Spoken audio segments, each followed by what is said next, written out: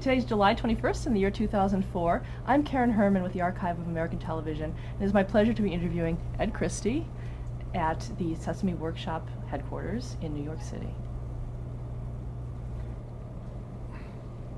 Okay, I'd like to take a few minutes to talk about your early years and influences and a little bit about you. What was your name at birth? Edward G. G for Gustav. Edward G. Christie. When were you born? May 20th, 1956. Where? In Brooklyn. Is that where you grew up? No. My parents were from Brooklyn, but the family was raised out in Elmont, Long Island, near Belmont Racetrack. What are your parents' names? My father is Gustav Christie, and my mother's name is Santa Christie. Do they work? My dad's deceased. He was a postal employee, mailman, and my mom's a housewife. Any brothers or sisters? I have an older brother, 5 years older, and a younger brother, 8 years younger. What were your hobbies growing up? Hobbies? Well, I wasn't into sports. Mostly the arts. I mean, I was doing a lot of arts and crafts kind of things, painting. I was doing art classes at a young age. I got involved in theater as I entered high school, in choir, and again more fine arts as well. Do you know what attracted you to arts early on? No, I'm not sure. I think I think it was television. I mean, not to plug television for your archives, but I think a lot of the creativity that came out of my early television viewing was based on, Romper Room, Howdy Doody, Shari Lewis, and a lot of these having puppetry, and a lot of other kid shows that just explored opening your mind through the arts. Do you remember anything specific that attracted you on television? I don't know. I had a crush on Shari Lewis, so that probably had something to do with it. And I also remember from the theatrical slant, the Mary Martin doing Peter Pan, the early Rodgers and Hammerstein Cinderella with Leslie Ann Warren. Some of the early television theater pieces, the more serious pieces, like Playhouse 90. I know Playhouse 90 or whatever was before my time, but things like that I kind of have a memory of that thought that would really pull me in and influence me. Okay. When did you become interested in puppetry in particular? Well, I was never really. I remember making puppets when I was a kid. I remember my brother being in Cub Scouts, my older brother being in Cub Scouts, and him making puppets, me wanting to learn how he did that, like paper mache and stuff like that. I remember buying puppets, getting them as gifts, buying marionettes that were available in the store, toy marionettes, being fascinated by them, but being frustrated by them, cutting the strings if they got tangled rather than restringing them so that they would be untangled, and just like putting them on my bed or something. I remember ventriloquist having a vent dummy that was given to me for Christmas that I was very fond of. But then, I guess, and that probably ended, that fascination kind of ended when I was about nine years old. It didn't really play into my life for a while. Then I guess when Muppets came around again in the early 70s, it's kind of caught my attention. Again, just as an entertainment. I never really was interested in copying what they were doing or anything. And my adult interest in puppetry came when I actually did an internship with Henson. I mean, I was never really thinking that I would go into that. My college my college degree is in education, art education. But I had an opportunity to do an internship at Henson. A classmate in a painting class had done it the semester before. So I thought it was interesting. I wrote them a letter. They took me in, and from then on, I was hooked with the craft, with the kind of people that are involved, the temperament, kind of, in the case of the Henson organization, in a very kind of hippy-dippy kind of free-form way to the art, and very open to other ideas. We'll talk about that, but I do want to go Yep. back and, Yeah. and ask you, as a child, though, did you know what you wanted to be when you grew up? I was going to be a veterinarian at one point. Then, because I loved animals, as a Boy Scout, I was toying with taxidermy. You know, I would read these books on taxidermy and stuff. But then it evolved to veterinary medicine. Then I started to go into a biology, which didn't work out because I did really bad in chemistry. You have to be good in chemistry if you're going to be a biology major. So that didn't work. So What high school did you go to? I went to Sewanaka High School in Floral Park. Sewanaka was an Indian tribe that once lived on Long Island, especially in that area. And our football field was their burial ground, apparently, or they told us. So it's a cool school, a very old school. I think it was built in 1922 or 1929 or something like that. Really, if you saw it today, it looks like one of those Walt Whitman kind of high school kind of things. And it's a nice school. What college did you attend? I went to, I first went to SUNY Oneonta, State University of New York at Oneonta, for 2 years. That's when I was a biology major, and then went into psychology, and then I realized I wanted to be in the arts because I started taking sculpture classes and stuff. And I transferred out of SUNY into University of Massachusetts in Amherst, Massachusetts, and then that's where I got my degree, my BFA. When did you graduate? 79. And you wanted to go into art education? Yeah. I mean, I did this internship with Henson, which was part of my college semesters, which put me off a semester for graduation. And then I did my student teaching and finished up. But yeah, I really wanted to be an art teacher. I mean, I had a great time with the student teaching experience. I had a lot of students. I had maybe, up there in Massachusetts, it was set up that I would teach 5 different schools, one on Monday, one on Tuesday, one on Wednesday, Thursday, and Friday in the mornings with the elementary schools, and then in the afternoon I had one high school for the 5 days. And it was in my little blue Volkswagen, which was my art closet, basically. I had all my materials in there. And I would just travel around the whole, what was the Pioneer Valley up there, from school to school. Was this before your internship at Henson's Workshop? Or? Well, I was taking the classes towards that degree.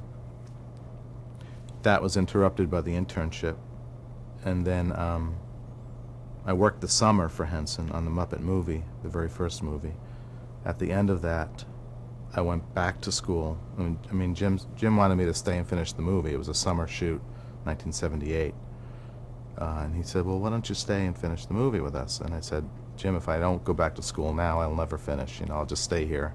I'll never get my degree. So let me go back for the fall, do my student teaching, then I'm graduated in the winter, and then we'll talk, whatever.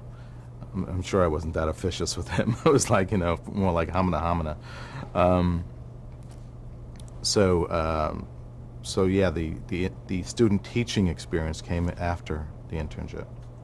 So let's talk about the Muppets. When was the first time that you saw one? Wow. It was probably Jimmy Dean, the Jimmy Dean show.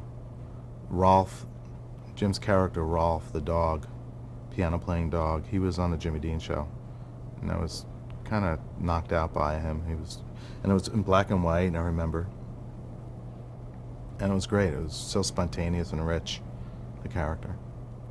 And then when you, what did you know about the Henson Company when you started as an intern? Only what my friend who had told me about it, only what she told me, that it was a wonderful group of people. They were very, a lot of fun, very smart, very creative, crazy, moody, crazy, spontaneous. It was headquartered in New York, which I'm from New York, so I was amazed that it was actually in New York. I thought it was more of a Hollywood organization. And that she said it was in a wonderful townhouse setting. The workshop, the word workshop really made an impression on me, so I kind of saw all these people really busying about with materials and certain sensibilities that just turned me on.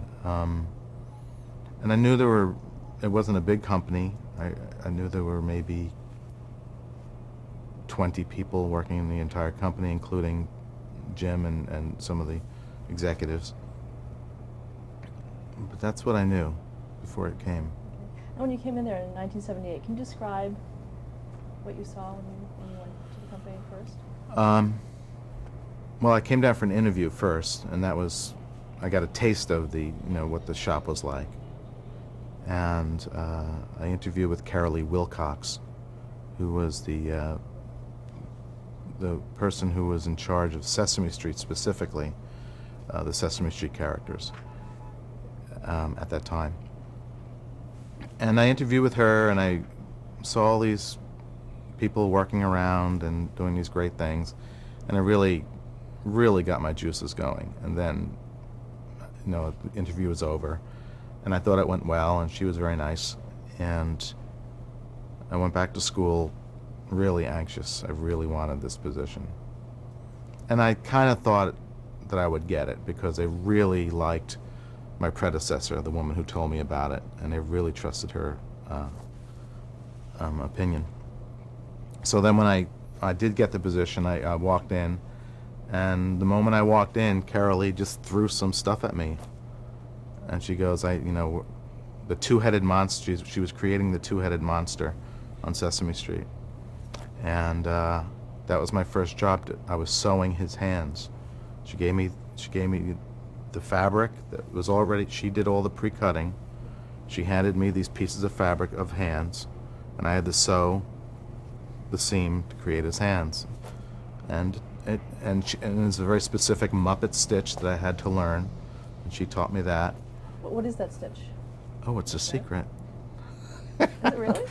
No, it's a basic overcast stitch, but there was a certain rhythm to it that had a knot. It's a certain rhythm and a knot, and then a certain rhythm and a knot. And it was about making sure that these things would last. You had to build these characters because they went through a lot of abuse, the Muppet characters. So she taught me that, and I worked on those hands, and it probably took me 2 days to make these, just to sew these simple hands, which would probably take me an hour to do now.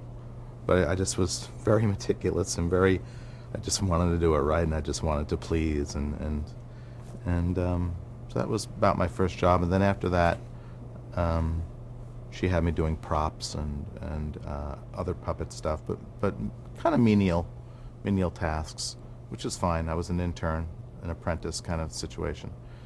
But I think I got the hang of it pretty quickly. I kind of sensed their needs, what specific needs were necessary to create these characters and their effects. You mentioned that internship was for the Muppet Movie. So what were you doing? Well, there was an internship, and that was helping Carolee with the Muppet show. That was free. I got college credit for. I didn't get paid. I had to pay out-of-state tuition to University of Massachusetts to work, 10 miles from my home here in New York. That was fine, no complaints. When that internship was over, in other words, when that that spring semester was over in May, I was asked if I wanted to go to Los Angeles to work on the Muppet Movie, which was shooting like as of June. So it fit right in after my internship. And I flew out. It was my first time ever on a plane, and I was 22 years old, or 23.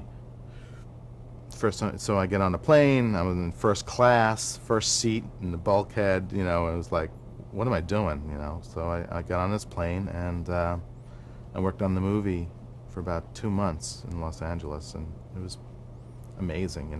2 days later, our first day of shooting was Orson Welles. So now I'm like face to face with Orson Welles.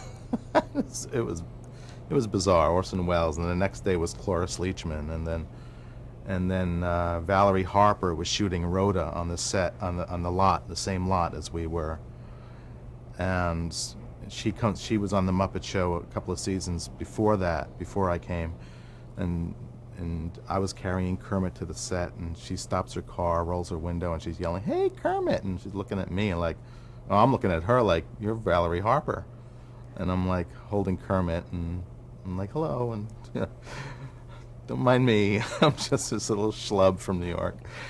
And, about 300 feet away was the Gilligan's Island Lagoon, which is where we shot Rainbow Connection, Kermit playing the banjo. And it was Gilligan's Island Lagoon. I'm like, holy moly, I love this place. And then maybe a month later into our shoot, they're shooting Return to Gilligan's Island, So there's the cast of Gilligan's Island, or what was left of them at the time, ready to shoot this. I'm like, this is just bizarre. It was, it was strange. It was a great experience. So then I lasted the whole summer doing that, and then I went back to school. And it was hard. It was hard going back to school because I wanted to finish that off. But I had to do that. I'm glad I did. And after you graduated? So I graduated January '79, and a week later they hired me. They hired me as a freelancer, and then in March they put me on staff, and I was there. I've been there since then.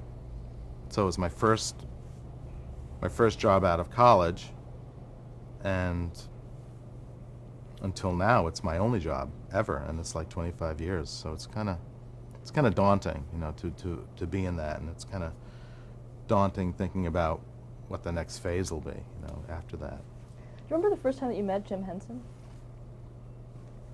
No, I don't. It's kind of, it was, I can't remember the moment I met him. I remember because the workshop was such a organic kind of workspace.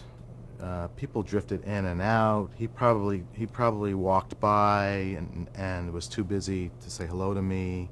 At some point we connected and we had a decent relationship. And as I grew to know him, it was very, it was pretty close. I mean, it's closer than I would expect any other corporate experience would be. It wasn't like that at all. It didn't feel corporate at all. It was more like he was I saw him as somebody that could be a mentor, or somebody who would be accessible to me if I needed to learn something, to joke around with. He was that open to that kind of thing, and Jim trusted the people that worked for him too. I mean, he had this group of people, certainly people that were there longer than me, and if you worked for him, he embraced it, embraced you. So it was kind of like you felt very comfortable with him that way. But I can't remember the very moment. I wish I could. There are moments that I remember specifically with Jim. certain interactions. But the first time, I can't remember. I'm sorry. Do you have a favorite Jim Henson story? No, I don't have stories like, oh God, I remember the time when we. I remember moments such as a year later, after the Muppet Movie, or a year and a half later, Rainbow Connection was nominated as an Academy, an Oscar-nominated song. So I was asked to go out to L.A. with the Frog in a box, and Piggy too. Both of them were there. So I was what we call the Muppet Wrangler for that. So I would be escorting the puppets out there, and I was asked to rent a tuxedo. I'm like, why? So someone said, well, you're going to the Oscars. And the guys who mop the floors on the set, the stagehands are wearing tuxedos. So if they're wearing them, you're wearing them. So okay, so I actually talked the accounting lady at the time, Hellas. I remember this wonderful Zoftig Greek lady who used to keep her money here. She would pull it out in petty cash. I kind of talked her into buying me a tuxedo rather than renting it, because it would cost the same for me to rent a tuxedo for 4 or 5 days than to buy one, a cheap one. So I got this tuxedo out of it, and lo and behold, I go out there and I'm with Jim on the set, which is it was a very glitzy version of his swamp from the movie. It was all like mylar and a fancy log, and it was like real Hollywood version of Kermit. And Jim's going to perform live the song on the set. Now Jim could perform Kermit alone. However, Kermit was playing a banjo. The banjo was outfitted with a mechanism so that he can do the fret work by pulling a string down below. So there was a mechanism in there for this kind of movement. So it required another puppeteer. Well, Jim didn't bring another puppeteer out there, so he asked me to puppeteer with him, with Kermit on the set. So there I was in my tuxedo, doing more than just wrangling. He asked me to by default, I'm sure if there was a more experienced puppeteer, that person would have done it, but luckily there wasn't, and I was there. So that moment is a very strong locked moment in my head, where I'm underneath all this uncomfortable set pieces, pulling the little string for Kermit to do the fretwork on the banjo while Jim's performing lip syncing in front of the Oscar audience. And I'm like, wow. It's very surreal. Was that the first time you'd ever done it publicly? Yeah, I think it might have been. Yeah. I might have, publicly, yes. I think I might have done similar, smaller things on Sesame Street. On Sesame Street, all these wild things are happening in the background. Cheese is flying through the air, or lambs are being tossed, or whatever. I might have been doing stuff like that, which you might be called professional. It's stupid stuff, but professional puppeteering nonetheless. But yeah, publicly, yeah, other than my own theater experiences in college and being in plays and musicals. But yeah, that was a big deal. Now describe the Muppet Workshop when you first started. Well, there were about a dozen or so people in the workshop. Again, Carolee was my mentor, my boss, and she remained that way for many years, especially since I was focusing mostly on Sesame Street. But there were about 5 or 6 other puppet designers and builders. There was, at the time of my internship, there was a gentleman named Don Saline, who is one of Jim's earliest collaborators. And he helped develop Bert and Ernie, the shapes. He did all the math for Bert and Ernie, that there's Ernie is a horizontal football and Bert is a vertical bullet. Bert's verticality is enhanced by his vertical stripes, and Ernie's has horizontal stripes on his sweater. So all of that stuff he worked out with Jim and stuff, and so it was great meeting him. But I'm naive at the time, and it was nice to meet him. I didn't really know the impact that Don had or on the company's history until time went on. And then while I was there as an intern, he passed away, and that was a tremendous shock for the company. I remember people just being really, really affected by his passing. And again, I'm 22 years old. I'm like, yeah, let's keep going, And no, I didn't do anything foolish, but it wasn't until time passed that I realized how important his contribution was to the company. But it was a small shop. It was based on 67th and 3rd, next to Fox 5, which is now Fox 5 Television, right next door to it. And we had 2 floors, the 4th and the 5th floor. The 5th floor mostly being a workshop, a woodworking shop, and a photo area. The 4th floor mainly being where we made the puppets. And then there was a back room that was for storage, as well as an office for Michael Frith, who was our art director, who did all the designs, the fancy design work, and he also did. He moved on to publishing and continued designing puppets for the Muppet Show and the Fraggle Rock and other shows like that. And but it was a small group, and I guess with the Muppet Movie, it grew, and then we started getting into arena shows as well, ice follies like Sesame Street on Ice, that kind of stuff we were building. So we expanded, and there were more. We took over another floor. We took over a floor that used to be a medical testing lab. So they left, and we took over that floor. So eventually, we had the whole building. And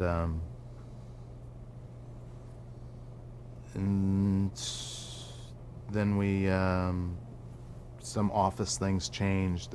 They had moved some offices down to the second floor above a steakhouse down the block for legal and licensing and public relations, and that part started to grow too, and accounting. So stuff grew and grew over time. Okay, let's stop there to change the tape. Get